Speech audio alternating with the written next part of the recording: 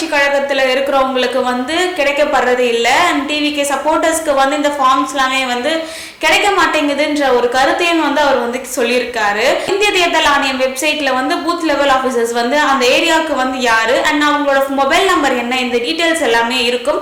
So இதெல்லாமே வந்து தெரிஞ்சுக்கோங்கன்னு சொல்லிட்டு அவர் சொல்லியிருக்காரு.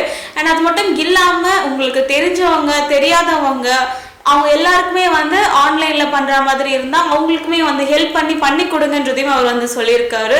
ஆன்லைன்ல பண்றவங்க வந்து அதை ஒரு ஸ்கிரீன்ஷாட் ஆர்எல்ஸ் அந்த ஒரு மெசேஜை வந்து சேவ் பண்ணி வச்சுக்கோங்கன்னு சொல்லியிருக்காரு.